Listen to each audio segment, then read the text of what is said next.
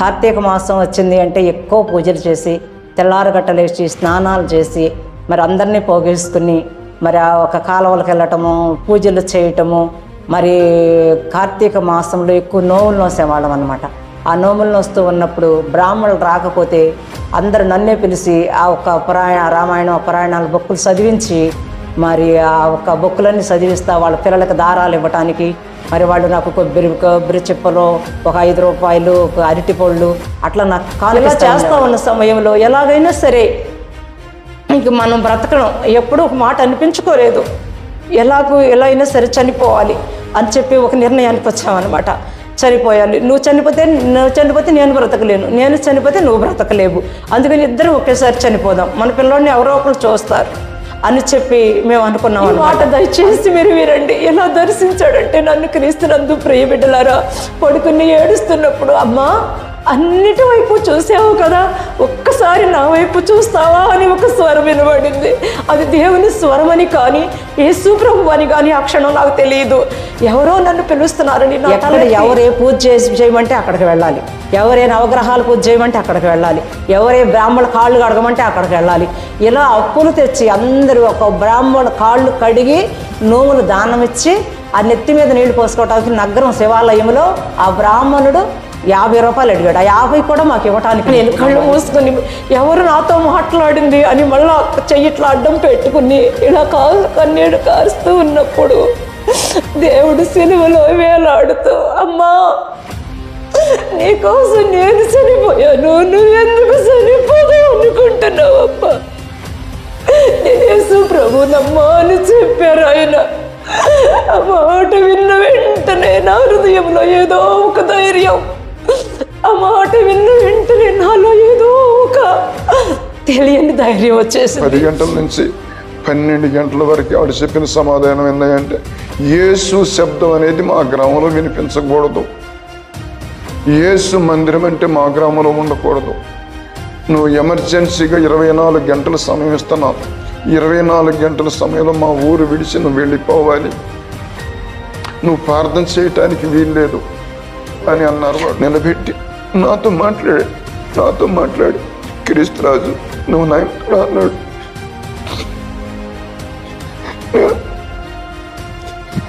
యేసు ప్రభువును బయలుదేరాను. యేసు ప్రభు అంటే నా సిలువను అభిజానం, యేసు ప్రభు నాకు ముందున్నాడు. ఇద్దరము కలిసి వెళ్తా ఉన్నాం. వెళ్ళి ఎక్కడికో ఇలాగ తీసుకెళ్ళిపోయి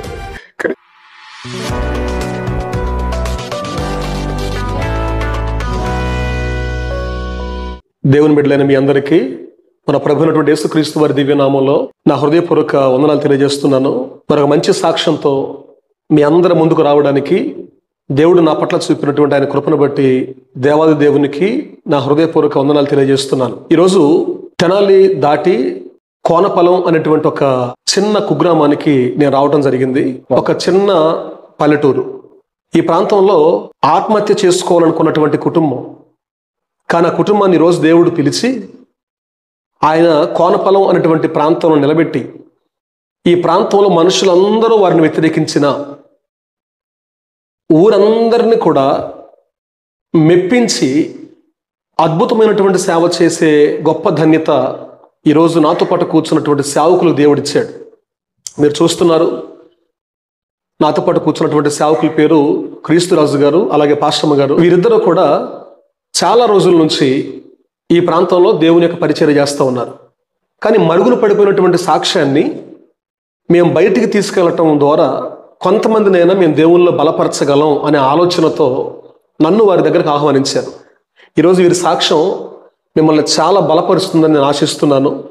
నేను వారి గురించి కొంతే విన్నాను, కానీ ఈరోజు ఈ సాక్ష్యం ద్వారా స్వయంగా వారి జీవితంలో దేవుడు చేసిన కార్యాలు మీతో పంచుకోవడానికి ముందుకొచ్చారు. వారిని పరిచయం చేస్తాను. ఆ తర్వాత వారి సాక్ష్యాన్ని స్వయంగా వారి మాటలు వినే ప్రయత్నం చేద్దాం. దయచేసి వీడియోని పూర్తిగా చూడాలని, అనేక మందికి ఈ వీడియోని పంపించాలని నేను మనవి చేస్తూ ఉన్నాను. ప్రైజ్ ది లార్డ్ అయ్యా. ప్రైజ్ ది లార్డ్ అండి. మీకు చాలా వందనాలు. మీరు మీ సాక్ష్యాన్ని పంచుకోవడానికి నన్ను మీరు ఆహ్వానించినందుకు, ఈ సమయాన్ని ఇచ్చి మీ సాక్ష్యాన్ని అనేక మందికి అందించడానికి ఈ అవకాశం కల్పించినందుకు దేవునికి, అలాగే ముందుకొచ్చిన మీకు ప్రభు పేరట నా హృదయపూర్వక వందనాలు. మీరు ఫోన్ చేసినప్పుడు ఎన్నో అప్పులు పాలైపోయారని, చావటానికి సిద్ధపడ్డామని, ఆత్మహత్య శరణ్యం, అసలు ఈ జీవితం మాకు అవసరం లేదు అనుకున్నటువంటి తరుణంలో ప్రభువు మిమ్మల్ని దర్శించి ఆత్మహత్య చేసుకునేటువంటి ఆ పరిస్థితి నుంచి విడిపించి ఈ రోజున గొప్ప సేవకులుగా నిలబెట్టాడని మీరు నాకు ఫోన్లో చెప్పారు. ఫోన్లో ఎన్నో విషయాలు మాట్లాడుకునేటానికి అవకాశం లేదు, కానీ ఈరోజు దేవుడు మంచి వేదికని మీకు ఇచ్చాడు మీ సాక్ష్యం పంచుకోవడానికి. చాలామంది ఆత్మీయులు మీ సాక్ష్యాన్ని చూస్తున్నారు. కాబట్టి ప్రతిదీ కూడా అనేక మందిని దేవుళ్ళు బలపరిచేలాగా పరిశుద్ధాత్మ దేవుడు మిమ్మల్ని నడిపించిన రీతిగా మీ సాక్ష్యాన్ని వారందరితో పంచుకోవాలని నేను మీ మనవి చేస్తూ ఈ సమయాన్ని మీకు ఇస్తూ ఉన్నాను. Praise the Lord. దేవుని నామానికి స్తోత్రాలు. మరి మాకు మరుగుపడిపోయిన సాక్ష్యాన్ని పంచుకోవడానికి మా మధ్యకు వచ్చిన రాజయ్య గారికి హృదయపూర్వక వందనాలు చెల్లిస్తున్నాను. సాక్ష్యాన్ని వీక్షిస్తున్న ప్రేక్షకులకు అందరికీ కూడా నా హృదయపూర్వక వందనాలు చెల్లిస్తున్నాను. మరి మాకైతే చదువు లేకపోయినప్పటికీ కూడా దేవుడు ఇచ్చిన కృపను బట్టి మరి దేవుడి సన్నిధిలో మరి సాక్ష్యాన్ని మీతో చేరి పంచుకోవాలని, మరి మీ అందరూ కూడా మా సాక్ష్యాన్ని విని బలపడాలని, మరి మా సాక్ష్యం ద్వారా అనేకులు దేవుని వైపు చూడాలని కూడా మేము ఆశిస్తున్నాము. మరి ఈ గొప్ప అవకాశాన్ని దేవుడు మాకు కల్పించినందుకై దేవుడికి కృతజ్ఞతాస్తుతులు చెల్లిస్తున్నాను. మరి మేము ఆ ఒక హిందూ కుటుంబంలో జన్మించిన వారము, బహు విగ్రహారాధికులం మేము. మరి ఎంతో విగ్రహారాధన చేస్తున్నాము. మరి ఆ సమయంలో మరి మా యొక్క జీవితం ఏంటంటే, మరి నా భర్త గారు మాకు మేనత్త కొడుకు, నేను ఆయనకు మేనమామ కూతుర్ని. మరి నేను ఒక్కటే కూతుర్ని నా తల్లిదండ్రులకి, అతను ఒక్కడేను. తల్లిదండ్రులు ఆశపడి మరి మంచిగా ఉంటారని చేశారు. మాకైతే ఒకప్పుడు ఆస్తి ఉంది, మంచి వాళ్ళమే, మంచిగానే బ్రతికిన వాళ్ళమే. అయితే కొన్ని పరిస్థితులను బట్టి, కొన్ని అవకాశాలను బట్టి మా జీవితంలో ఆ ఒక్క దేవుని ఎలా తెలుసుకునేది అనేది ముంగలకు చెప్పడానికి నేను ముంగలకు సాగిస్తూ ఉన్నాను. మరి మా వివాహం అయిన తర్వాత మాకు దేవుడు 3 బిడ్డలను ఇచ్చాడు. 2 అమ్మాయిలు 1 అబ్బాయి. మరి ఆ బిడ్డలో జీవితాల్లో కూడా దేవుడు ఎన్నో మేలు చేస్తూ వస్తున్నాడు. నేను ఎలాంటి విగ్రహారాధన చేశానంటే 2 మాటలు చెప్తాను. కార్తీక మాసం వచ్చింది అంటే ఎక్కువ పూజలు చేసి, తెల్లారగట్టలేసి స్నానాలు చేసి, మరి అందరినీ పోగేసుకుని, మరి ఆ ఒక కాలువలకు వెళ్ళటము, పూజలు చేయటము. మరి కార్తీక మాసంలో ఎక్కువ నోములు నోసేవాళ్ళం అనమాట. ఆ నోములు నోస్తూ ఉన్నప్పుడు బ్రాహ్మణులు రాకపోతే అందరు నన్నే పిలిచి ఆ ఒక రామాయణం పురాణాలు బొక్కులు చదివించి, మరి ఆ ఒక బొక్కులన్నీ చదివిస్తా వాళ్ళ పిల్లలకి దారాలు ఇవ్వటానికి, మరి వాళ్ళు నాకు కొబ్బరి చిప్పలు, 5 రూపాయలు, అరటిపళ్ళు అట్లా నాకు కానుకిస్తూ ఉండేవాళ్ళు అనమాట. ఇలా అందరికి అలా చేస్తూ ఉండేదాన్ని. అందరినీ కూర్చోబెట్టుకుని కార్తీక మాసం వచ్చింది అంటే ఆ నెల రోజులు కూడా తల మీద నూనె కూడా లేకుండా, నీసు తినకుండా అందరినీ కూర్చోబెట్టుకుని ఒక వాక్యం పురాణాలు చదువుతూ చెప్పేదాన్ని అనమాట. దేవుడు అంటే ఏంటో అసలు మాకు తెలియదు. మరి అలా సాగిపోతున్న మా జీవితంలో మరి రొయ్యల చెరువులు వచ్చినాయి. మా నాన్నగారికి ఇక్కడ 4 ఎకరాల పొలం ఉంది, అక్కడ నా భర్త గారికి పొలం ఉంది. మరి ఈ పొలాన్ని చెరువులు వేయటానికి ఆ మనుషులు ఒక ప్రేరేపణను బట్టి చెరువులు వేసాం. మరి ఆ చెరువులు వేసిన తర్వాత వేసినప్పుడు మంచిగానే డబ్బులు వచ్చినాయి. మరి డబ్బులు వచ్చిన తర్వాత అప్పుడు వరకే నా భర్త తాగుడంటే ఏంటో తెలియదు. వచ్చిన తర్వాత ఏం జరిగిందంటే, మళ్ళా ఈ చెరువులు వేస్తే ఇంకా వస్తాయి అని చెప్పి ఆ చెరువులు వేయటం మొదలుపెట్టినప్పుడు ఆ చెరువులు పోయినాయి. ఇంట్లో 4-3 సంవత్సరాలు తిరిగేటప్పటికి ఆ చెరువుల్లో చాలా లాస్ వచ్చి తనైతే ఇక ఎలాంటి స్థితికి వెళ్ళిపోయాడంటే తాగటం మొదలుపెట్టాడు. అటువరకు ఎప్పుడు అసలు తాగుడు అలవాటు లేదు. అలాంటిది బాగా తాగుడికి అలవాటు పడిపోయాడు అనమాట. అలాంటి తాగుడు అలవాటు పడిపోయిన ఆ స్థితిలో ఏం చేయాలో అర్థం కాని పరిస్థితి అనమాట. ఆ సమయంలో మాకు 1,54,000 రూపాయల అప్పు, ఊళ్ళో అప్పు ఎలా తీసుకున్నాము అంటే, మీరు మంచివాళ్ళు, మీరు ఇస్తారు, ఎవరికన్నా ఇస్తే డబ్బులు ఇవ్వరు, మీకు ఇస్తే మీరు ఖచ్చితంగా కరెక్ట్గా ఇస్తారు, అబ్బాయి మంచివాడు, మా దగ్గర డబ్బులు ఉన్నాయి తీసుకోండి, 10,000 ఉన్నాయి, 20,000 ఉన్నాయి, 5,000 ఉన్నాయి, ఇలా అందరూ కూడా డబ్బులు తీసుకుంటే ఆ డబ్బులు మనకు వద్దంటే ఈయననేవాడు, చెరువులు పోతే ఆ పొలం అమ్మేసేస్తానని నీకు భయమా, లేకపోతే నేను బాధ పెడతానని భయమా, ఎలాగైనా సరే నేను తీసుకుని వేస్తా చెరువులు అని చెప్పి అలా తీసుకుని చెరువులు వేస్తూ ఉండేవాడు అనమాట. ఇలా ఈ పరిస్థితి ఎలా ఉంటే పెద్ద అమ్మాయికి చిన్నప్పుడే మ్యారేజ్ చేసాం. చిన్న అమ్మాయికి మ్యారేజ్ చేసే సమయానికి అసలు మా వద్ద ఏమీ లేదు, మా బంధువులు చేసుకున్నారు. అలా చేసుకున్నప్పటికీ కూడా మరి ఆ అమ్మాయికి పెద్ద అమ్మాయికి 2 పురుళ్ళు అయిపోయినాయి, చిన్న అమ్మాయికి 2 పురుళ్ళు అయిపోయినాయి. ఈ చిన్న అమ్మాయికి ఈ 2వ పురుడికి వచ్చిన సమయానికి మా పరిస్థితి ఎలా ఉంది అంటే, మా గ్రామంలో మా స్థితి ఎలా ఉంది అంటే, ఇది దేవుని ఎరకమంగులో ఉన్న స్థితి అనమాట. ఎవ్వరు కూడా పిలిచి ఒక గిద్దెడు బియ్యం ఇచ్చి కానీ మాకు అప్పు ఇవ్వడానికి కూడా మా గ్రామంలో ఇష్టపడతల్లా. పెళ్ళికే చాలామంది రాలేదన్నమాట. వీళ్ళకి ఏమీ లేదు, వీళ్ళ దగ్గరికి వెళ్తే వీళ్ళు ఏం చేస్తారు అని చెప్పి ఒక స్థితికి వచ్చేసామన్నమాట. మేము ఒక అప్పు తెచ్చుకోవటానికి కానీ ఇచ్చే స్థితి కానీ లేదు. ఒక పూట తింటే ఒక పూట తింటలా. చిన్నపిల్ల పురుడుకి వచ్చింది, మరి తీసుకెళ్ళాము చెరువుపల్లి గణేష్ హాస్పిటల్లో పురుడు పోసాం.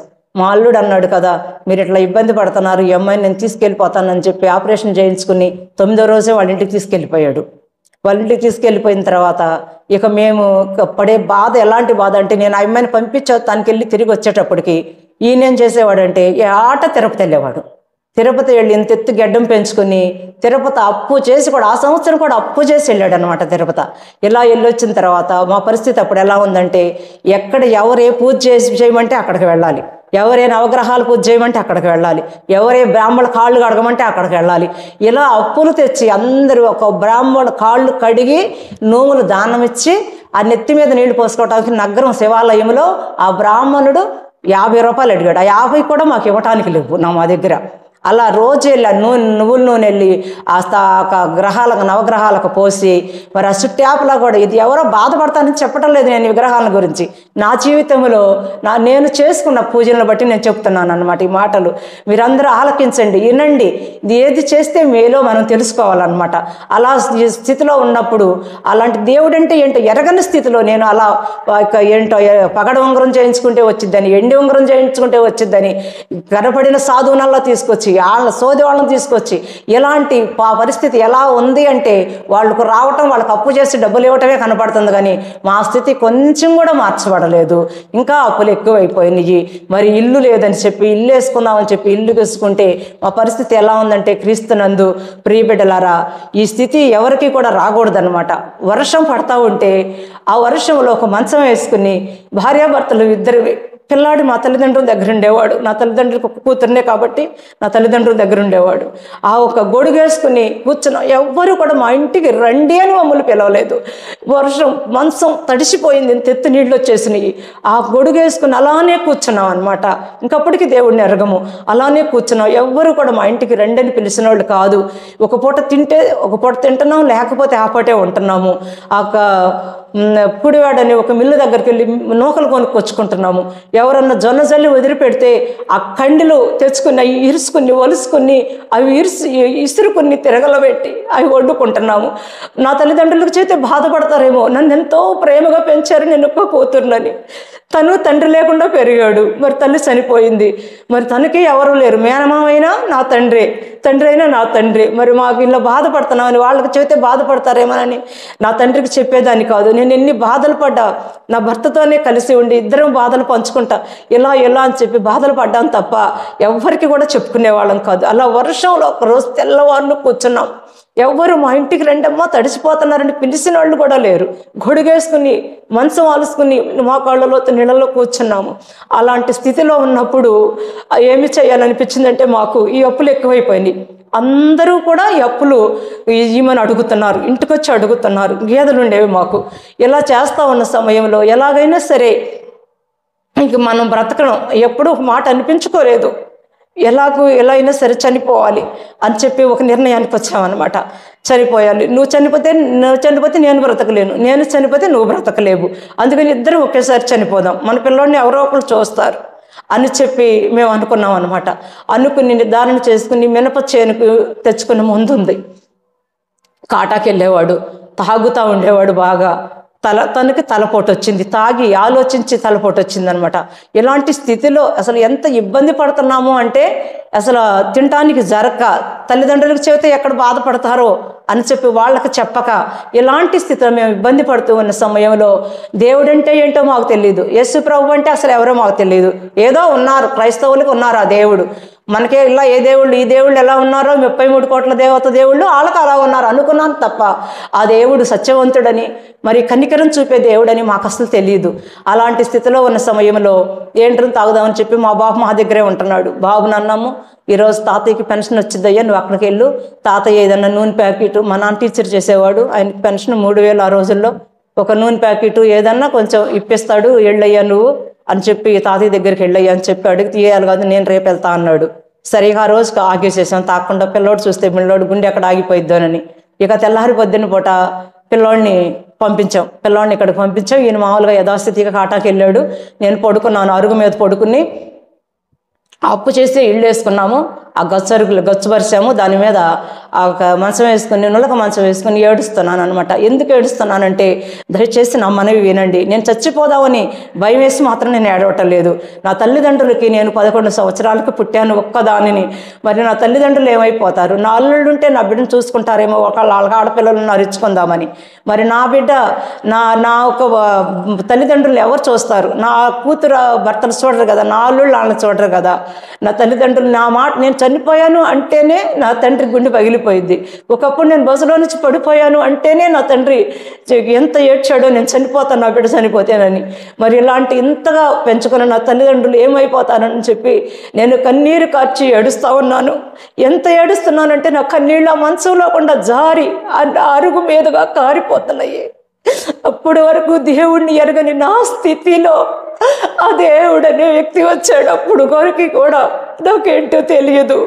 మరి అప్పులో వాళ్ళందరూ కూడా గీదలు తోలుకెళ్తామని, మరి డబ్బులు ఇవ్వరు, వీళ్ళకి ఏమీ లేదని, వీళ్ళ మీద ఏజ్యం వేస్తామని ఇలా నానా కంగారు చేస్తున్నారు. ఇంటి దగ్గర తినటానికి జరగటంలో ఇలాంటి స్థితిలో ఉన్న సమయంలో మరి ఆ దేవుడు దర్శించాడు. ఆ దేవుడు ఎలా దర్శించాడు అంటే, ఈ మాట దయచేసి మీరు వినండి. ఎలా దర్శించాడంటే, నన్ను క్రీస్తునందు ప్రియ బిడ్డలారా, పడుకుని ఏడుస్తున్నప్పుడు, అమ్మా అన్నిటి వైపు చూసావు కదా, ఒక్కసారి నా వైపు చూస్తావా అని ఒక స్వరం వినబడింది. అది దేవుని స్వరమని కానీ యేసు ప్రభు అని కానీ ఆ క్షణం నాకు తెలియదు. ఎవరో నన్ను పిలుస్తున్నారని నా తలెత్తి, తలాపిగాడు పంపు ఉంది వాకిట్లో, అటు చెత్తి చూస్తున్నాను. ఎవరో వచ్చారేమోనని తలెత్తి అటు చూస్తుంటే ఎవ్వరూ లేరు అక్కడ. కానీ నాతో మాట్లాడింది ఎవరు అని చెప్పి ఒక ఆలాపన నాలోకి వచ్చింది. నాలోకి వచ్చినప్పుడు క్రీస్తునందు ప్రియ బిడ్డలారా, కనులు మూసుకున్నప్పుడు, అది శుక్రవారము, కనులు మూసుకుని నేను కళ్ళు మూసుకొని ఎవరు నాతో మాట్లాడింది అని మళ్ళా చెయ్యిట్లా అడ్డం పెట్టుకుని ఇలా కన్నీడు కారుస్తూ ఉన్నప్పుడు దేవుడు సిలువలో వేలాడుతూ, అమ్మా నీకోసం నేను చనిపోయాను, నువ్వెందుకు చనిపోదావు అనుకుంటున్నావు అమ్మా, నేను యేసు ప్రభునమ్మా అని చెప్పారు ఆయన. ఆ మాట విన్న వెంటనే నా హృదయంలో ఏదో ఒక ధైర్యం, ఆ మాట విన్న వెంటనే నాలో ఏదో ఒక తెలియని ధైర్యం వచ్చేసింది. నాతో యేసు ప్రభువా, ఈయన మాట్లాడతాడా, ఈయన మాట్లాడే దేవుడా, ఈయన నాతో మాట్లాడా, నా వద్దకు రమ్మంటున్నాడు అంటున్నాను. అనుకుంటున్న సమయంలో 12 అయింది టైము. వచ్చారు ఈయన, కాటాకి వెళ్ళి వచ్చారు. వచ్చి నీళ్లు బొద్దిగాని రమ్మంటున్నారు. ఈ మీద నీళ్లు బొద్దిగాని అన్నం తిని మళ్ళీ వెళ్ళాలి, కాటాకి రమ్మంటున్నాడు. నేను వచ్చి నీళ్లు పోస్తా అంటున్నాను, పంపులో కొట్టిపోస్తాను. యేసు ప్రభువారు అంటే నాతో మాట్లాడాడు, మనం చనిపోవద్దు, మనం ఏంట్రీ తాగొద్దు, ఆ రాత్రి తాగుదామని నిశ్చయించుకున్నాం అనమాట. ఆ రాత్రి తాగొద్దు, ఏంట్రీ తాగొద్దు, మనం చనిపోవద్దు బావా. మనం యేసు ప్రభువారు అంటే నాతో మాట్లాడారంటే ఆయన ఒక మాట అన్నాడు, యేసు ప్రభువారు గొప్ప దేవుడేనంట, కానీ యేసు ప్రభు ప్రార్థనకి వెళ్తే మన గ్రామంలో ఊరుకోరు, మన గ్రామస్తులు వెళ్ళేస్తారు. మన గ్రామంలో ప్రార్థన కంటే ఎవరు వెళ్ళరు, అసలు ఎవరు వెళ్ళరు మన గ్రామంలో ప్రార్థనకి అని చెప్పి ఈయన 2 మాటలు అన్నాడు. నా ఆశ కొంచెం నిరాశ అయింది. అయినప్పటికీ కూడా సరే, నా మనసులో నుంచి ఆ మాట పోవట్లేదనమాట. నేను నీ కోసం చనిపోయాను, నువ్వు నా కోసం బ్రతకాలి అనే ఒక మాట నా మనస్సులో నుంచి వీడిపోవటం లేదనమాట. అది నన్ను లాగుతుంది, గుంజిస్తుంది. ఆ మాట నన్ను పదే పదే హెచ్చరిస్తూ ఉంది హృదయంలో. అయితే తెల్లారింది, ఆ రాత్రి అయిపోయింది, తెల్లారింది. మళ్ళీ శనివారం నాడు యథాతథాగా మళ్ళీ ఇల్లు కడుక్కొచ్చాను. అన్నీ కడుక్కొచ్చి మళ్ళీ పూజలు చేద్దామని ఆ పటాల కాడికి వెళ్ళాను. వెళితే నా మనసు కొలపలేదు.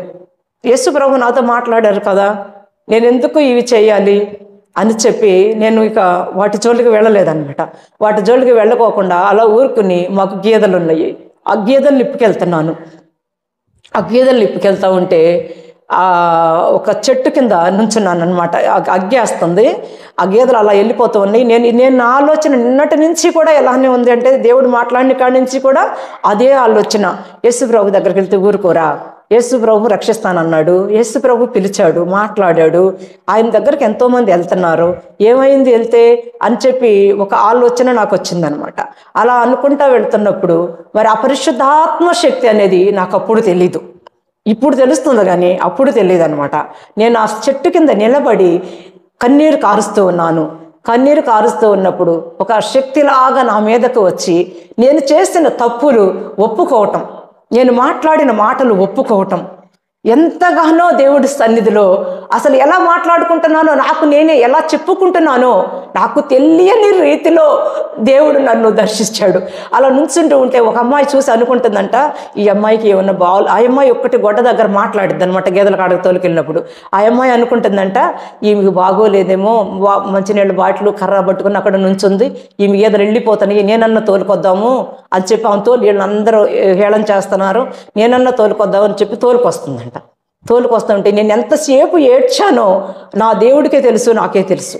ఇక ఏడ్చడం అయిపోయిన తర్వాత ఆ ఒక పరిశుద్ధాత్మ శక్తి నాలో ఆవరించినంతసేపు కూడా ఏడ్చిన తర్వాత నా మనసు తేలికైపోయిన తర్వాత నాకు మెలుగు వచ్చిన తర్వాత నేను ఏంటి ఎంతసేపు నుంచి ఇక్కడ ఏడ్చాను, అయ్యో నా వైపు ఎవరైనా చూస్తున్నారేమో అని అటు ఇటు చూసి ఆ బాటిల్లో నీళ్లతో ముఖం కడుక్కుని నేను ఆ అమ్మాయి దగ్గరికి వెళ్ళాను. వెళ్తే అమ్మ నీ గేదెలు వెళ్ళిపోతుంటే నేను తోలుకొచ్చానని చెప్తే ఆమెతో అన్నాను, అక్క రాత్రి యేసుప్రభు అంటే నన్ను నిన్న పొగులు మధ్యాహ్నం ఎలా మాట్లాడాడు, మరి నాకు ఇప్పుడు అలా జరిగిందంటే దేవుడు గొప్ప దేవుడమ్మా, మా ఆమెది ఒడ్డోరు పైన పుట్టిల్లు, వాళ్ళ చెల్లెలు దేవుడు నమ్ముకుందని ఆ సాక్ష్యం చెప్పింది నాకు. చెప్పిన తర్వాత ఇక అక్కడి నుంచి దేవుడితో ఉండాలి, దేవుడి సన్నిధికి వెళ్ళాలి అనుకుంటుంటే అప్పటికి ఈయనేం చేస్తా ఉన్నాడంటే, ఇంకేంట్రూ తాగొద్దని ఆపేశాంగా, తాగి ఎక్కడ పడితే అక్కడే పడుకుంటున్నాడు, తాగి ఎక్కడ పడితే అక్కడే ఉంటున్నాడు. సరే ఒక అమ్మాయి నర్స్ చేసిద్ది, ఆమె దేవుడిని నమ్ముకుంది, ఆమెతో ప్రార్థన రాయమని అడిగాను అనమాట. ప్రార్థన రాయించమని, నాకు ప్రార్థన ఎలా చేయాలో తెలియటం లేదు, ప్రార్థన పేపర్ మీద రాయించమంటే ఆమె ప్రార్థన రాయించేది ఏమి ఉండదమ్మా, దేవునికి స్తోత్రాలు అని చెప్పి నువ్వు ప్రార్థన నీ బాధ చెప్పుకో, ఒక మనిషితో చెప్పినట్టుగా నీ బాధ చెప్పుకో అని అంది. అయితే మాకు చదువు లేదు, మరి అలానే దేవుడి సన్నిధిలో ప్రార్థన చేస్తూ ఉంటే, నేను ముసుగేసుకుని ఇలా ప్రార్థన చేస్తూ ఉంటే ఈ ఇంట్లో ఈ బాధలు పోతాయి, మరి ఏంట్రం తాగొద్దు, మనం బ్రతికే ఉందాము, మనం ఇలా చేద్దామని చెప్పి నేను ప్రార్థన చేస్తూ ఉంటే ఈయనేమని మొదలుపెట్టాడు, పిల్లోడు తండ్రి ఏమని మొదలుపెట్టారు, ఏమొచ్చిందిరా పద్దాక ముసుగేసి ఏడుతుంది, ఏం పుట్టింది మిమ్మకనేమో మళ్ళీ ఈయన అంటున్నాడు, అన్ని దేవుళ్ళు ఉంటే దేవుడు ఎందుకనేమో పిల్లోడు అంటున్నాడు. ఇలా మాట్లాడుతూ ఉన్నారు. ఇలా మాట్లాడుతూ ఉన్న సమయంలో ఇదేంటి ప్రభువా నువ్వు పిలిచావు కదా, మరి పరిస్థితి ఏంటి అని చెప్పి అడుగుతూ ఉంటే నాకు మొదటగా ఒక గొప్ప దర్శనాన్ని దేవుడిచ్చాడు. ఏమిటి ఆ దర్శనం అంటే, నేను ఒక స్థలం దగ్గర కూర్చుని ఉన్నాను, స్నానం చేద్దామని చెప్పి నీళ్లు చూస్తూ ఉంటే నా చుట్టాపులన్నీ వరద నీళ్ళే ఉన్నాయి, మంచి నీళ్ళు లేవు పోసుకోవటానికి. మరి మంచి నీళ్ళు లేవు పోసుకోవటానికి, అయ్యో అటు ఒక అబ్బాయి మా బావగారు అబ్బాయి అటు వచ్చేస్తున్నాడే, అయ్యో అనిల్ అటు వచ్చేస్తున్నాడే, ఇక్కడ నీళ్లు లేవు, నేను వస్త్రాలు తీసుకున్నాను అని చెప్పి నేను ఆలోచిస్తూ ఉన్నప్పుడు భూమిలో నుంచి ఒక భూమి లేపబడింది పైకి, తెరవబడి దాంట్లో వచ్చిన నీళ్లు మన ఒక తెల్లటి అజ్ఞాన వంటి నీళ్లు నా ఎదటికి వచ్చేసినాయి. ఈ నీళ్లు పోసుకుని నువ్వు శుద్ధి కమ్మని చెప్పి ఒక స్వరం నాతో చెప్పడం వినబడింది. నేను ఆ నీళ్లు పోసుకుని పైన శుద్ధీకరించబడతానప్పుడు చెప్పాడు, నా కుమార్తెవి నువ్వు బొట్టు పెట్టుకోవద్దు, ఈ రోజు నుంచి నువ్వు నా కుమార్తెవి అని చెప్పి దేవుడు 2 సార్లు నాతో మాట్లాడాడు. ఇక మాటలు విన్న తర్వాత ఇక దేవుళ్ళో ఎలా సాగాలి, ఎలా ఉండాలి, ఏం చేయాలి అని చెప్పి దేవుడి సన్నిధిలో ఇలా ప్రార్థన చేస్తూ ఇలా దేవుడి సన్నిధిలో ఉంటా ఉండగా నా భర్తను కూడా మార్చయ్యా, నా భర్తను కూడా దేవుడి సన్నిధిలోకి నడిపించయ్యా అని చెప్పి దేవుడి సన్నిధికి నా భర్తను నడిపించడం జరిగింది. ఇలా నడిపించిన తర్వాత తను కూడా బైబిల్ పట్టుకుని దేవుడి దగ్గరకు వస్తుంటే ఇక ఊళ్ళో పోరాటం మొదలైంది. వీళ్ళు అన్నీ అయిపోయినాయి, అందరికీ డబ్బులు ఎగ్గొట్టి దేవుని సన్నిధికి వెళ్తున్నారు, అక్కడ మాలపల్లి వెళ్తున్నారు ప్రార్థన కంట అని చెప్పి వీళ్ళు మొదలుపెట్టి ఇక సూటి పొట్టి మాటలతో మాలోడు పనికి వెళ్తుంటే ఆదివారం ఈడు పనికి రాడంట, ఈడంట అన్నీ పోగొట్టుకుని ఈయన దేవుణ్ణి తెలుసుకున్నాడంట వీళ్ళు బాబాయ్ కొడుకులు. అసలు ఇక ఎలాంటి మాటలు అంటున్నారు అంటే, అలాంటి పరిస్థితుల్లో అలా దేవుడి దగ్గరకు రాగానే తినటానికి జరగపోయినా వాళ్ళ అన్నద సహోదరులకు పనిచేయడానికి వెళ్ళినా మరి నూకలన్నా తెచ్చుకోవాలా, డబ్బులు ఇవ్వమంటే నా దగ్గరే ఇస్తామని చెప్తున్నారు, ఆయన వెళ్తేనేమో డబ్బులు లేవని చెప్తున్నారు. ఇవ్వటంలా, వాళ్ళు ఇవ్వకపోవటం కూడా దేవుడు నాకు మేలు చేశాడని నేను అనుకుంటా ఈరోజు. అలా జరుగుతూ వచ్చిందనమాట. అలా జరుగుతూ ఉన్నప్పుడు మరి ఊళ్ళో వాళ్ళు తీసుకెళ్ళి మాకు డబ్బులు ఇవ్వలేదని చెప్పి నోటులు తీసుకెళ్ళి కోర్టులో వేశారు. కోర్టులో వేసిన తర్వాత ఇక దేవుడి దగ్గరే మేము మొరపెట్టడం నేర్చుకున్నాం. ప్రభువా మరి నువ్వు పిలిచావు కాబట్టి నువ్వేం చేయదలిసావు, నీ చిత్తం ఏమయ్యిందో మాకు సహాయం చేయమని దేవుడి సన్నిధిలో ప్రార్థన చేయటం మొదలుపెట్టాం. ప్రార్థన చేయటం మొదలుపెట్టిన తర్వాత దేవుడు ఆ ఒక్క ఏ అమ్మాయి అయితే తీసుకెళ్ళి ఇతరుల మాటలు విని ఆ కోర్టులో వేసిందో, నేను ఆ కోర్టులో వేస్తే మా మేనమామ ఒక ఆయన ఉన్నాడు, రేపల్లో ఉన్నాడు. ఆయనకి మామయ్య ఇలా మేము డబ్బులు ఇవ్వాలని చెప్పి ఇలా వేసాము, మరి ఇలా ఆ అమ్మాయి ఇలా కోర్టులో వేసింది, మేమేం చేయాలి మామయ్య అంటే, మేము వాళ్ళు కలిసి చెరువులు వేసాము, డబ్బులు పోతే నా మీద వేసిందని చెప్పి నువ్వు దొంగ మాట చెప్పి నువ్వు కోర్టులో వేయమన్నాడు కాగితం. అమ్మో దేవుడిని నమ్ముకున్నాం, అలాంటి అబద్ధాలు మనం చెప్పకూడదు, అస్సలు యథార్థంగానే మనం అబద్ధాలు ఆడం, ఇప్పుడు కూడా మనం అబద్ధాలు చెప్పకూడదు అని చెప్పి నేను అలా వేయను మామయ్య, ఏమి జరిగినా అది దేవుడే చూసుకుంటాడని చెప్పి, ఆ దేవుడు అంటే ఆయనకి తెలియదు, ఆయనే చూసుకుంటాడు అనుకుని నా మనసులో ఇక ఆయన చెప్పిన దాన్ని కూడా మేము కోర్టు విషయానికి వెళ్ళాలి అసలు ఎక్కడికి. ఇక దేవుడి సన్నిధిలో మేము ప్రార్థన చేస్తూ ఉంటే ఒక వారం రోజులు అయ్యేటప్పటికి ఆ అమ్మాయి వచ్చి మా ఇంటికి, బాబాయ్ తప్పు అయిపోయింది, నేను ఏదో మాటలు విని వేసాను కోర్టులో కాగితం ఎత్తుకెళ్ళి, బాబాయ్ నాది తప్పు అయిపోయింది, నేను కాగితం వెనక్కి తీసేసుకుంటున్నాను, మీకు ఉన్నప్పుడు ఇవ్వండి అని చెప్పి ఆమె చెప్పడం జరిగింది. హల్లెలూయా. దేవుడు గొప్ప కార్యం ఆ స్థితిలో చేసినాక ఎంతమంది దగ్గర అయితే మేము అప్పులు తీసుకున్నామో 13 మంది 14 మంది ఉన్నారు, వాళ్ళందరూ కూడా నీకున్నప్పుడు ఇవ్వు, నీకున్నప్పుడు ఇవ్వు, పొలం అయితే ఉంది, చెరువులు అయిపోయింది, నీ దగ్గర లేదు కాబట్టి నీ దగ్గర ఉన్నప్పుడు ఇవ్వమని దేవుడు వారందరి ద్వారా మాట్లాడించి గొప్ప కార్యం మా పట్ల చేశాడు. హల్లెలూయా. దేవుడు ఇంత గొప్ప కార్యం చేసిన దేవుడికి కృతజ్ఞతాస్తుతులు మనసారా చెల్లించుకుంటున్నాను. ఇక అలా జరిగిన తర్వాత మీకు అక్కడి నుంచి మా జీవితంలో ఎక్కడ ప్రార్థన ఉంటే అక్కడికి వెళ్తున్నాం. నగరము ఎలా ప్రార్థనకి వెళ్తూ ఉంటే మేము నిండా వెళ్ళి 6 నెలలు కూడా కాలేదు. అయితే ఒక మేము వెళ్తున్న సేవకుడు ఏమన్నాడు అంటే, పాస్టర్ గారు అన్నాడు, మరి నన్ను ఒక కోటాలు జరుగుతున్నాయి, కాళ్ళ నుంచి కాళ్ళు ఇసాకయ్య గారు అని వచ్చి పూడివేళ్ళలో కోటాలు పెట్టాడు ఆయన మీటింగ్స్కి వెళ్ళాం. మేము వెళితే పాస్టర్ గారు అన్నాడు కదా, నా దగ్గరకు వచ్చి అన్నాడు అప్పుడు, మరి నన్ను దేవుడు ప్రేరేపిస్తున్నాడు బాప్తీసం తీసుకోమని, నేను బాప్తీసం తీసుకుంటాను అన్నాడు. అంటే సరే పాస్టర్ గారిని అడుగన్నా. ఆ పాస్టర్ గారు అన్నాడు, మేము కాపుల్ని నమ్మకూడదు, మీరు ఇప్పుడే బాప్తీసం తీసుకుంటే 6 నెలలన్నా అవ్వలేదు వచ్చి తీసుకోవాక అని అన్నాడు. అయితే మళ్ళా కూర్చున్నాడు, మళ్ళా దేవుడు నువ్వు తీసుకో అని చెప్తూ ఉంటే మళ్ళా నా దగ్గరకు వచ్చి అడిగితే నేను అన్నాను, ఈసారి ఆయన్ని కాదు, వాక్యం చెప్పే ఇసాకయ్య గారి కొడుకు ఫిలిప్ గారు కూర్చున్నారు, ఆయన దగ్గరికి వెళ్ళి అడగమన్నా. ఎప్పుడైతే ఆయన దగ్గరికి వెళ్ళి అడిగాడో ఆయన ఒక మాట చెప్పారు, ఎన్నుకున్న వాటిని నువ్వు మర్చిపోయి ముందున్న వాటి కోసం నువ్వు వచ్చేయి, దేవుడు నీకు సహాయం చేస్తాడు అని చెప్పాడు. ఇక ఆయన నేను ఇంటి దగ్గరకు వచ్చేసాను, ఆయన అక్కడే ఉన్న రాత్రికాల సమయం తీసుకున్నాడు. ఒక కొత్త వస్త్రాలు కానీ లేకపోతే ఏదో కావాలని కానీ ఆయన దగ్గర ఏమీ లేవు, అలానే తీసేసుకున్నాడు, రక్షణ తీసుకున్నాడు. ఆ రక్షణ తీసుకున్న కాడి నుంచి దేవుడు ఆయనతో మాట్లాడడం మొదలుపెట్టాడు. దేవుడు రక్షణ ఇచ్చిన మొదటి నుంచే ఏమంటున్నాడు అంటే, సేవ చేయండి మీరు అంటున్నాడు. అప్పుడేం తెలిసిద్ది, సేవ అంటే మాకేం తెలిసిద్దా? నిజం కొత్తగా వచ్చాం, దేవుడిని నమ్ముకున్నాం, యేసుప్రభు దగ్గరికి వెళ్తే బాధలు పోతాయని తెలిసాం. ఊళ్ళో వాళ్ళందరూ వెళ్ళేసారు, ఒక్కళ్ళు పలకటం లేదు, ఒక్కళ్ళు మాట్లాడటలేదు. మేము ముంగలు వెళ్తుంటే వెనకాల చెప్పుకుంటున్నారు. ఒక ఆమె మేము ముంగలు వెళ్తుంటే అంటుంది, ఆడదాని అదృష్టం ఆడదానిలో ఉంటుంది అదృష్టం, ఇవాళ చూడు నేను ఫంక్షన్ చేస్తాను ఎలా చేస్తున్నాను అని చెప్తుంది. కానీ అలాంటి వాళ్ళందరూ కూడా నా నగలు పెట్టుకు వెళ్ళిన వాళ్ళే, నా చీరలు కట్టుకు వెళ్ళిన వాళ్ళే అలాంటి దూషణకరమైన మాటలు మాట్లాడుతూ ఉంటే నేను ఏడుస్తూ ఉంటే దేవుడు మలాకీ గ్రంథం ద్వారా మాట్లాడాడు. దేవుడిని ఆ ఒక్క ఎరిగిన వారెవరో ఎరగని వారెవరో మీరు ఆ దినాన్ని తెలుసుకుంటారు అని చెప్పి ఆయన మలాకీ గ్రంథం వాక్యం ద్వారా నాతో మాట్లాడాడు. ఎందుకు నువ్వు దిగులు పడతావు అని చెప్పి, భయపడవద్దని చెప్పి దేవుడు రాత్రికాల సమయం నాతో మాట్లాడాడు. ఇలా దేవుడు అనుదినము మాతో మాట్లాడుకుంటూ బలపరుచుకుంటూ ఇలా వస్తూ ఉన్న సమయంలో దేవుడు సేవ చేయమనే శబ్దం వినపడుతుంది. తను అంటున్నాడు, దేవుడు సేవ చేయమంటున్నాడు నన్నని. సేవ అంటే ఏంటో మనకేం తెలిసిద్ది?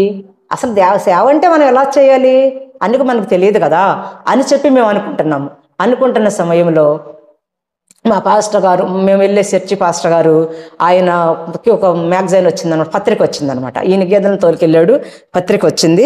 ఆ పత్రిక నేను తీసుకుని చదివితే 40 రోజులు డొనామిస్ అని చెప్పి దామస్ గారు ఒక సేవను గురించి, ఆయన ఒక దీని గురించి డొనామిషన్ గురించి రాయబడి ఉంది.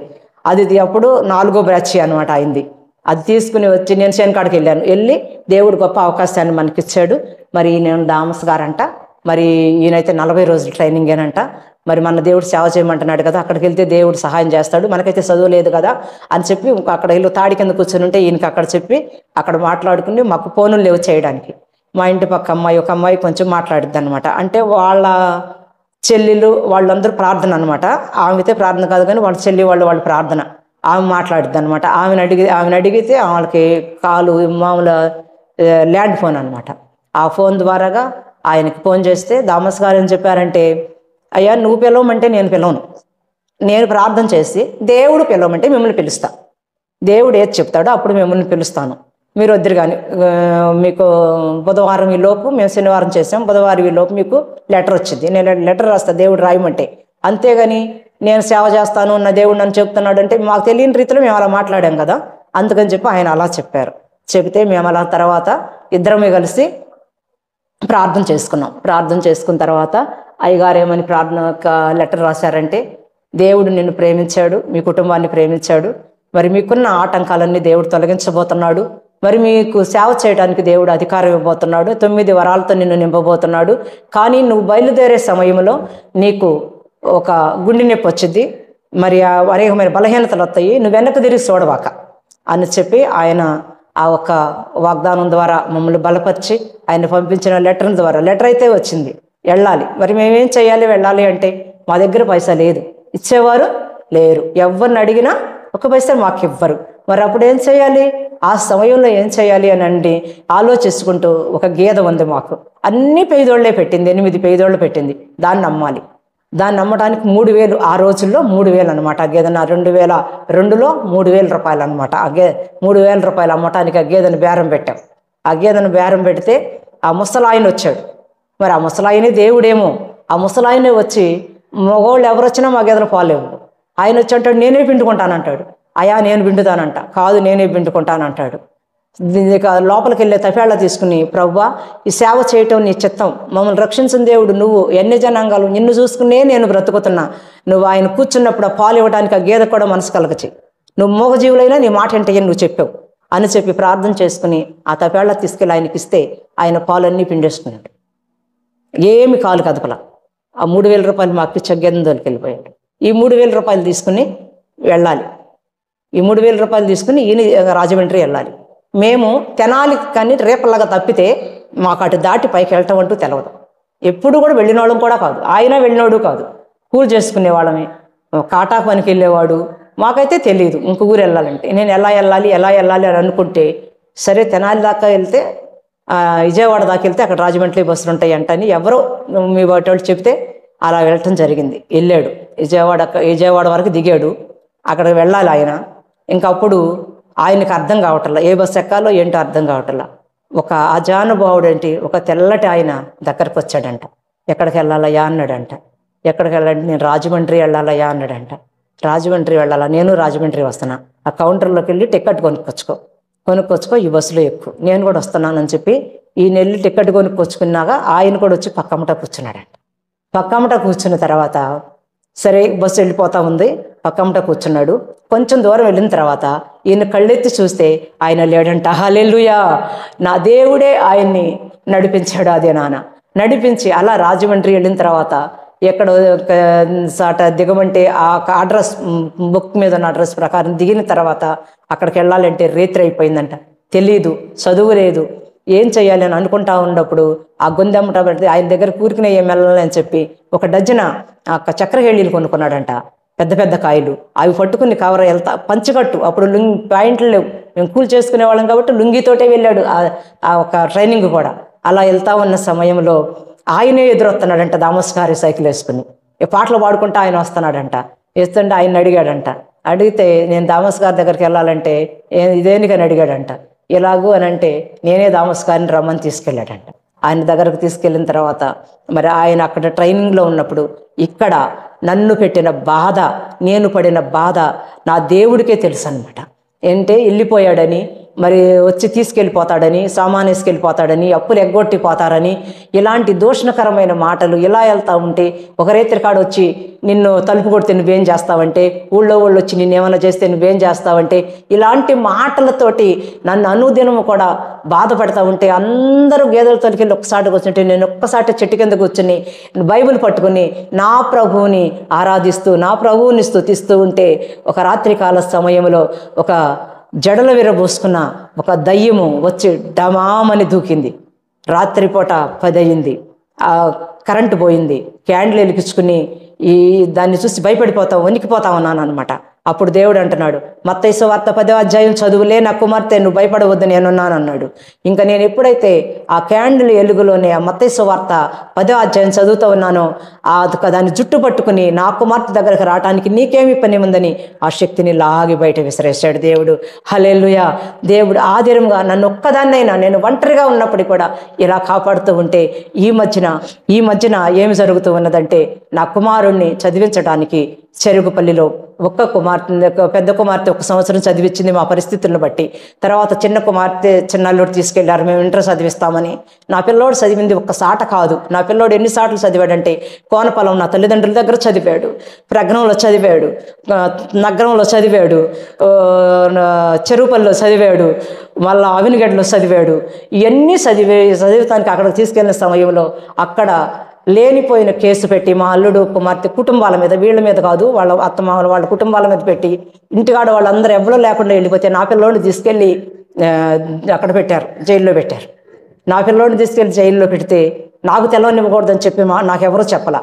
ఒక ఆమె వచ్చి నాకు పక్కన చెప్పింది అనమాట. నేను మా ఊళ్ళోనే ఉన్నాం మేము. నా కూతురు అల్లుడు కూడా మా ఊరే వచ్చారు. ఈయన చూస్తే ట్రైనింగ్లో ఉన్నాడు. ఇలా చెప్పినప్పుడు నేను వీళ్ళతో కూడా మాట్లాడుకోకుండా, టిఫిన్ చేశారు వీళ్ళు, వీళ్ళతో కూడా మాట్లాడకుండా బర్రని మందిరం దగ్గరకు వెళ్ళిపోయి, ఎక్కడ ఎంత దూరం ఉంటుందంటే 2 కిలోమీటర్ల దాకా ఉంటుంది, అంత దూరం నడుచుకుంటూ వెళ్ళిపోయి మందిరంలో పడి ఏడ్చాను. ప్రభువా, నా బిడ్డకి ఏమీ తెలియదు, మరి నా బిడ్డను వాళ్ళు తీసుకెళ్ళి అక్కడ పెట్టారని చెప్పి నేను ప్రార్థన చేసినప్పుడు ఒక పోలీస్ ఆయన నా బిడ్డ తరపున నిన్ను చూస్తూ ఉంటే మీరు అలాంటి వారే లేరు, మీ అక్కయ్య మీ బావ వాళ్ళ కుటుంబ సభ్యులు ఎక్కడున్నారో చెప్తే నిన్ను వదిలేస్తావంటే నాకు తెలియదు, నేను చదువుకోవడానికి వచ్చాను అని మా పిల్లోడు చెప్తే ఆ అబ్బాయి నా పిల్లోడికి టిఫిన్ తెచ్చిచ్చి, మంచినీళ్ళు బాటిల్ తెచ్చిచ్చి నా పిల్లోడిని సాయంత్రానికి ఇంటికి రావడానికి నా దేవుడు సహాయం చేశాడు. హల్లెలూయా. ఏ నేరము లేకుండా కొట్టివేశాడు దేవుడు. మరి అలా చదువుకున్న నా బిడ్డ జీవితంలో కూడా దేవుడు ఎన్ని మేళ్ళు చేశాడు అంటే, మరి ఇలా ట్రైనింగ్లో ఉన్న తర్వాత నా కుమారుడికి మరి చదువుకున్న తర్వాత ఏ జాబు లేదు, నేను మిలిటరీకి వెళ్ళమని బ్రతిమలాడుతున్నాను, ఇలా ఈ పరిస్థితి ఎలా ఉంది. ఈయన ట్రైనింగ్ నుంచి ఇంటికి వచ్చాడు. ఇంటికి వచ్చిన తర్వాత ఇంకా దేవుడు ఎన్నో అద్భుతాలు చేశాడనమాట. ఆ సమయంలో మరి నా కాలుకు ఒక గొప్ప తుమ్మముళ్ళు గుచ్చుకుని కాలు ఇంతలావును వాసిపోతే చూపించుకోవడానికి వీళ్ళకి డబ్బులు లేవు, ఇక ఈ కాలు ఇంతే పోయిద్ది, ఆ కాలు తీసేస్తారు అని చెప్పి జనం చెప్పుకుంటున్నారు. నిన్ను కుంటుకుంటా గీతల కాడ నడుస్తూ ఉంటే నన్ను చూసి హేళన చేస్తున్నారు. ఆ కాలు ఇంకెందుకు పనికి వచ్చింది, ఆ కాలు ఏదో తిరిగిపోయిద్ది అని అంటున్నారు. ఇలా చేస్తూ ఉంటే నేను ఆ మాటలు విని వచ్చి కూర్చుని ఆ గుచ్చుకున్న కాడ చేయబెట్టి ఆ యేసు రక్తం, ఆ పాస్టర్ గారితో ప్రార్థన చేయించుకొచ్చిన రక్తం రాస్తా అంటున్నాను, ప్రభువా నీ దాసుడు అక్కడ ఉన్నాడు, నీ సేవ చేయమని పంపించావు, మరి నీ చిత్తం ఏంటి ప్రభు అని చెప్పి నేను ఈ కాలు ఇలా గీరుతా ఉంటే దాంట్లో నుంచి ఇంత పొడుగుములు బయటకు వచ్చేసింది. దేవునికి మహిమ కలుగును గాక. ఇలాంటి కార్యాలు నేను ఎన్ని చెప్పినా కూడా తరగని కార్యాలు నా జీవితంలో దేవుడు చేశాడనమాట. ఇవన్నీ చెప్పాలంటే సమయం సరిపోదు. ఇలా కార్యాలు, ఎన్ని కార్యాలు, ఎన్ని అద్భుతాలు నా జీవితంలో అనుదినము, మనుషులు లేకపోయినా, నా భర్త నా దగ్గర లేకపోయినా ఎన్నో మేళ్ళు దేవుడు చేశాడు. ఇలా స్థితిలో వచ్చిన తర్వాత సేవ చేయాలని ఇంకా అనేక సాట్లకి వెళ్ళాడు. నా ఒక భర్త అక్కడి నుంచి ట్రైనింగ్ చేసిన తర్వాత అనేక స్థలాల్లోకి వెళ్ళాడు ట్రైనింగ్ చేయక, సేవ చేస్తానని.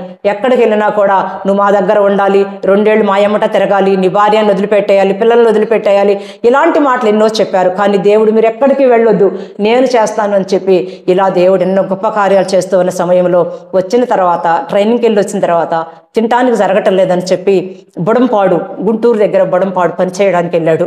పనిచేయడానికి వెళ్ళి అక్కడ కొంతమంది వాళ్ళు చేస్తున్న దీన్ని బట్టి మరి వాళ్ళతో పాటు భోంచేయాల్సి వస్తే అక్కడ దేవుడు మాట్లాడి, నువ్వు కనుక ఇలా మళ్ళీ పనిచేసావంటే నిన్ను మొత్తుతా నా కుమారుడా, నువ్వు ఇంటి దగ్గరకు వెళ్ళు, నేను నిన్ను పోషిస్తాను, నేను నీకు సహాయం చేస్తాను అని దేవుడు చెప్పటం జరిగింది.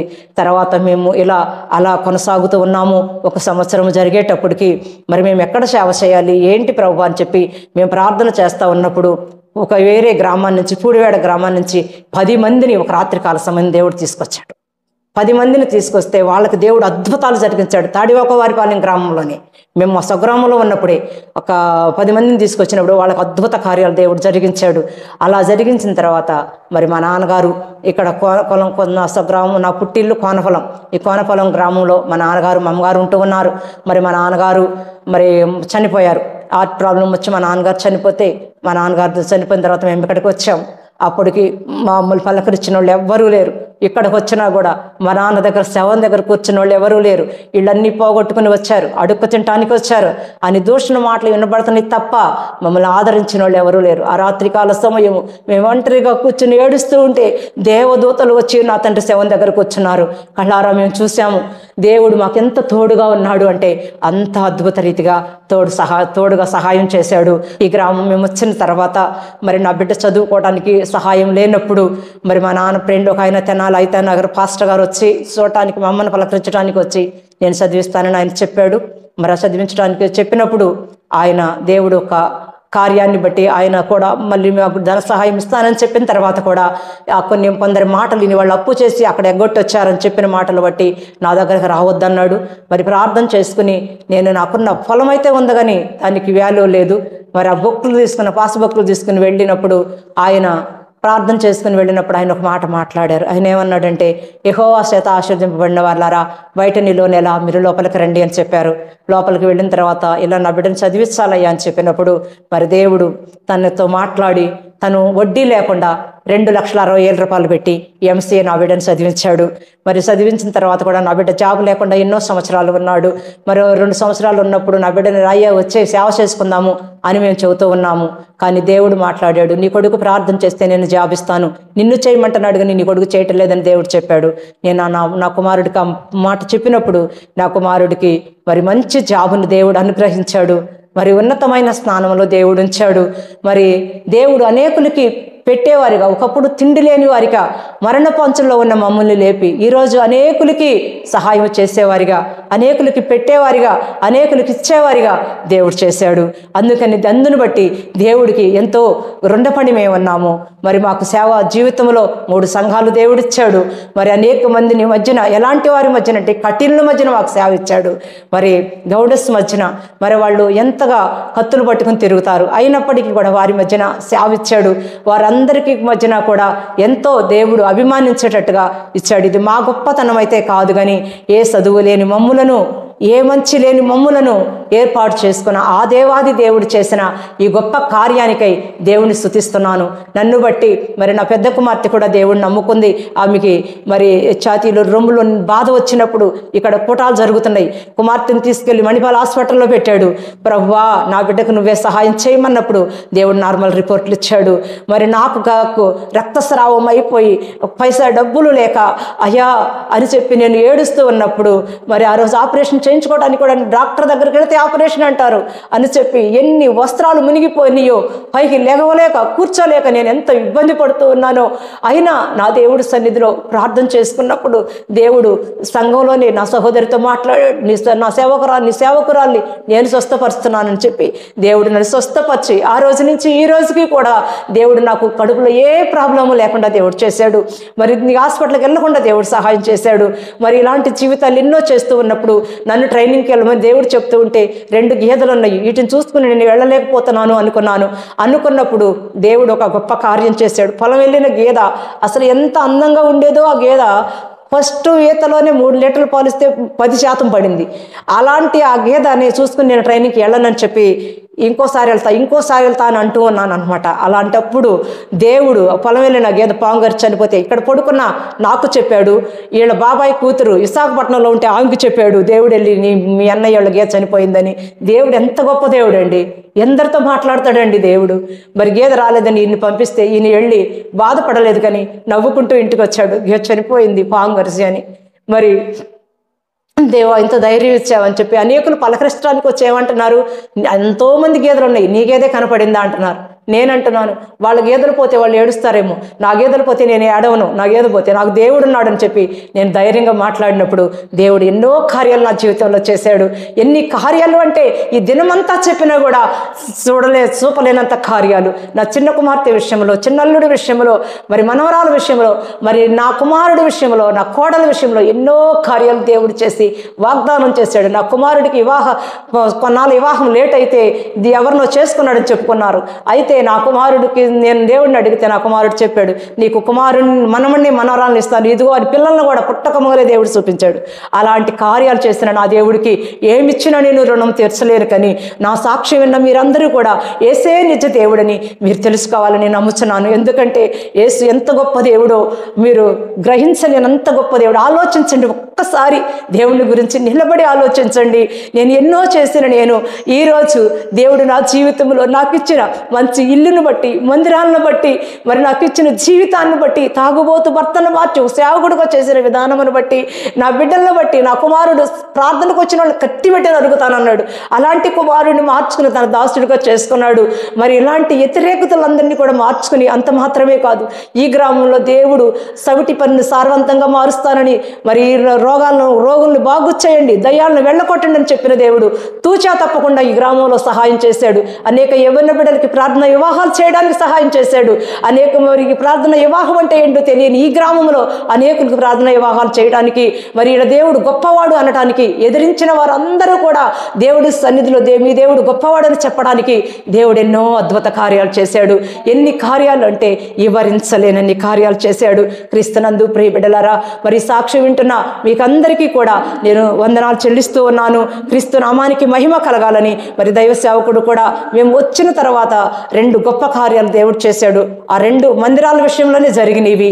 అవి 2 కూడా సేవకుడు మాట్లాడబోతూ ఉన్నాడు. ఈ మాటలు కూడా మీరు ఆలకించవలసిందిగా నేను మనవి చేస్తూ ఉన్నాను. దేవుడు మిమ్మల్ని అందరినీ దీవించునుగాక. దేవుని నామానికి స్తోత్రాలు. రాజు పాస్టర్ గారికి నా ప్రత్యేకమైన వందనాలు తెలియపరుచుకుంటూ, మందిరం విషయంలో ఈ కోనపాలెం గ్రామంలో చిన్న మందిరం వేసుకుందామని చెప్పి మేము ప్రయత్నం చేసాము. ప్రయత్నం చేస్తే అప్పుడు గ్రామస్తులందరూ కూడా సహకరించారు, నాతో పాటు సహకరించి అప్పుడంతా కూడా ప్రోత్సాహపరిచారు. నన్ను ప్రోత్సాహపరిచి అడవిలోకి వెళ్ళి కర్ర కొట్టుకొచ్చి ఈ గ్రామంలో చిన్న మందిరం వేసుకోమని చెప్పారు. వేసుకుంటానికి గార్డు వచ్చాడు. గార్డు వచ్చి నన్ను పట్టుకున్నాడు. అక్కడ ట్రాక్టర్ వెళ్ళింది. ట్రాక్టర్ వెళితే ట్రాక్టరు ఒక 10 మంది మన విశ్వాసులే వెళ్ళి ఆ అడవిలో ఉన్న ఆ కర్రను ట్రాక్టర్ కర్ర కొట్టాం. ట్రాక్టర్ మీద వేసాం. కానీ ప్రియమైన దేవుని బిడ్డలారా, ట్రాక్టర్ గాలి వర్షం వచ్చి ట్రాక్టర్ జారిపోయేంత పరిస్థితి అయ్యింది.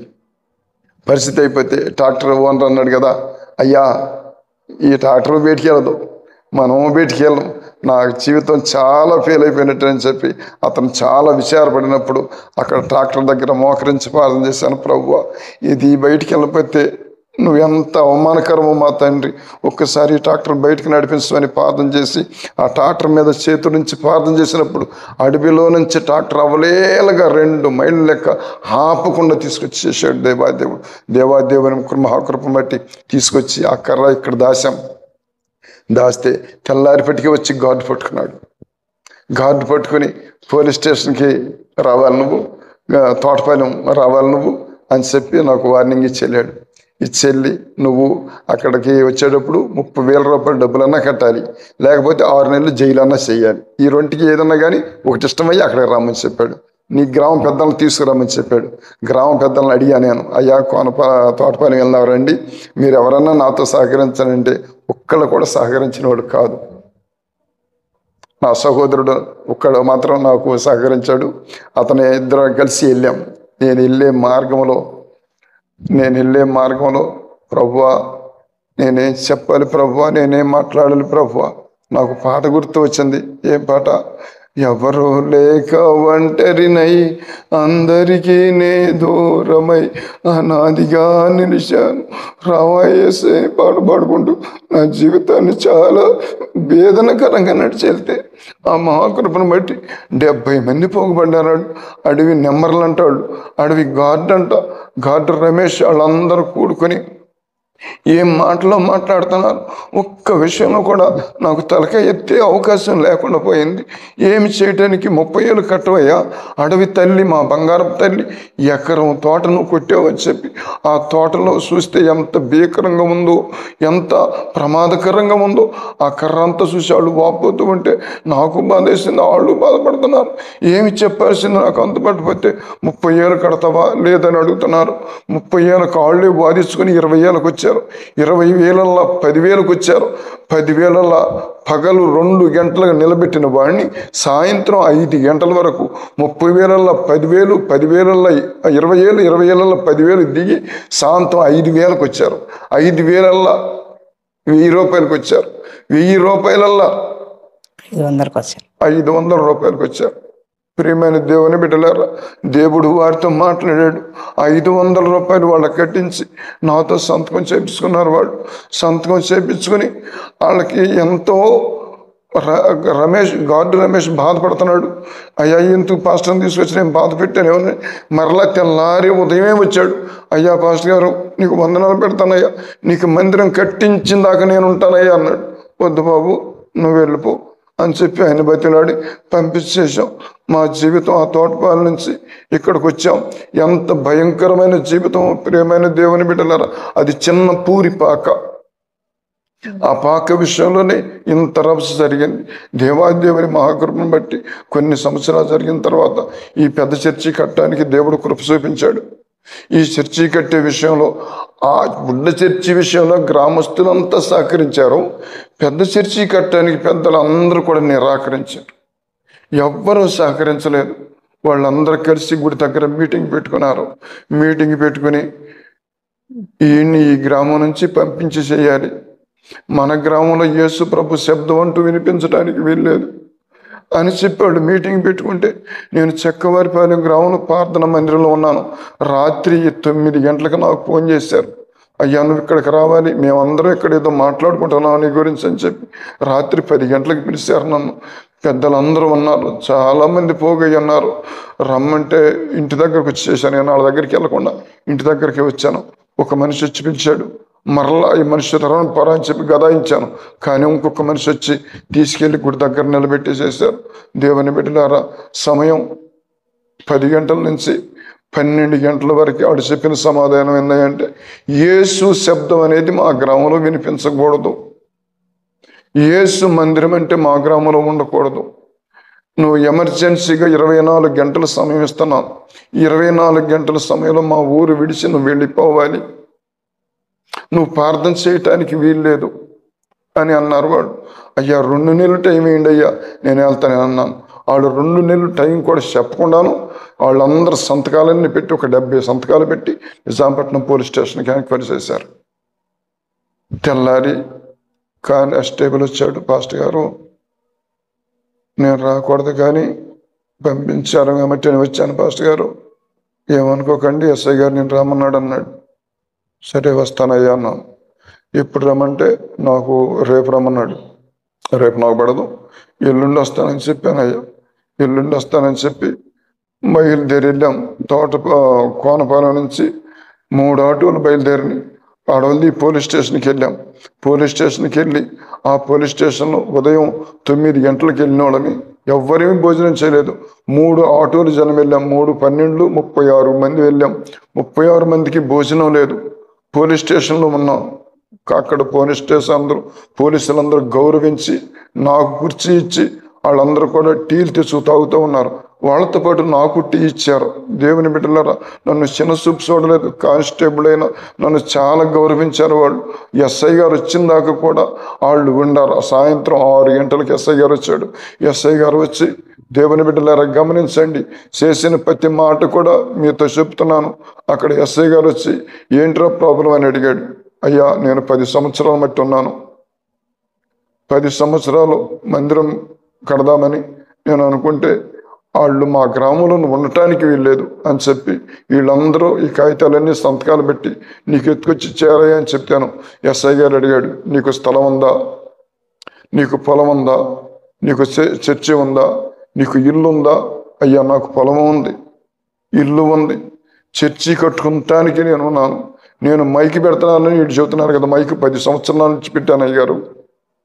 మైకి పెట్టింది కాదు, మందిరం కట్టకుండా చేయాలని చెప్పి వీళ్ళందరూ ప్రయత్నం చేస్తున్నారు అయ్యా అని చెప్పి నేను ఎస్ఐ గారితో చెప్పేటప్పటికి ఎస్ఐ గారు అన్నాడు, నీ స్థలం అయితే ఎమర్జెన్సీగా వెళ్ళి నీది కట్టుకోమని. అయితే ఒక మాట, దేవుడు మన కన్న ముందుండి అక్కడ మాట్లాడిన దేవుడు. దేవుని నామానికి మహిమ కలుగును గాక. ప్రియమైన దేవుని బిడ్డలారా, దేవుడు సర్వశక్తి కలిగిన ఆ దేవాది దేవుడు మాతో ఉన్నాడు. ఆయన నడిపించే విధానము గొప్పది, ఆయన ప్రణాళిక గొప్పది, ఆయన చేసిన విధానము గొప్పది, ఆయన పిలిచిన పిలుపు గొప్పది. ఆయన పిలుపు ఈ మందిరం విషయంలో మనం ఆలోచించినట్లయితే బునాది వేయటానికి ఎవ్వరు లేరు. ప్రభువా ఏం చేయాలయ్యా ఈ బునాదిని అడిగితే, నేను నీకు తోడుగా ఉన్నాను రా అని చెప్పి రాత్రి 12 గంటల సమయంలో నేను ప్రభు ఇద్దరం లేచి ఈ స్థలాన్ని చూపించాడు. ప్రభు ఈ స్థలాన్ని చూపించి బునాది వేసి, ఇదిగో ఈ స్తంభాలు ఇయ్యి, ఈ స్తంభం ఇయ్యి, ఎవరు లేకుండానే యేసు ప్రభు ఈ బునాది నిలబెట్టిన దేవాదేవుడా నిలబెట్టి నాతో మాట్లాడి క్రీస్తురాజు నువ్వు నాయన అన్నాడు.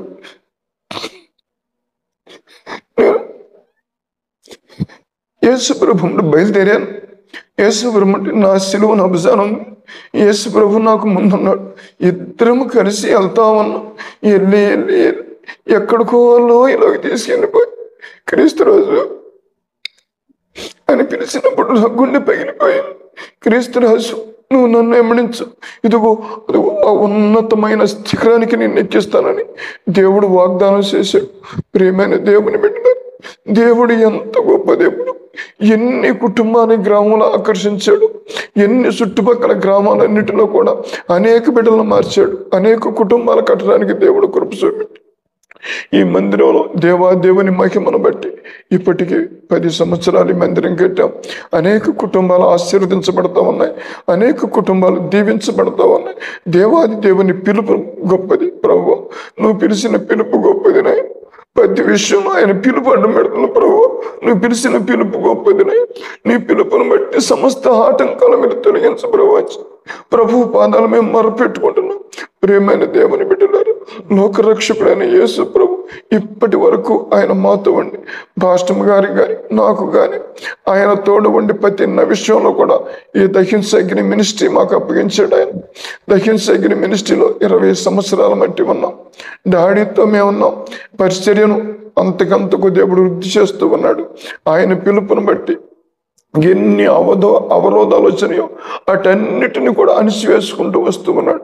అనేక ప్రజల్లో అలజడి, అనేక ప్రాంతాల్లో వెలజడి, సంఘ విశ్వాసంలో అలజడి, అనేక అన్యుల మధ్య ఎన్ని శ్రమలు పడుతున్నాము ప్రభు. ఆ దేవాది దేవుడు మాకు తోడుగా ఉండే నడిపించిన విధానం గొప్పది. అట్టి భాగ్యం దేవుడు మీ అందరికీ దేవుడు దయచేయనుగా. ఈ సాక్ష్యము దేవుడు మిమ్మల్ని ఇచ్చిన ఈ దైవ సేవకుడు రాజు గారిని, ఇంకా ఎందరైతే వింటున్నారో వారందరికీ మా ప్రత్యేకమైన వందనాలు తెలియపరుచుకుంటూ అనేకులను ఆకర్షించాలని, దేశమంతటా ఈ వాక్యం ఈ సాక్ష్యం వినిపించాలని మీ అందరి పేరిట మనవి చేస్తూ సాక్ష్యానికి మీ అందరికీ వందనాలు తెలియపరుస్తూ యేసుక్రీస్తు నామమున అడుగుతున్నాను మా తండ్రి. ఆమేన్.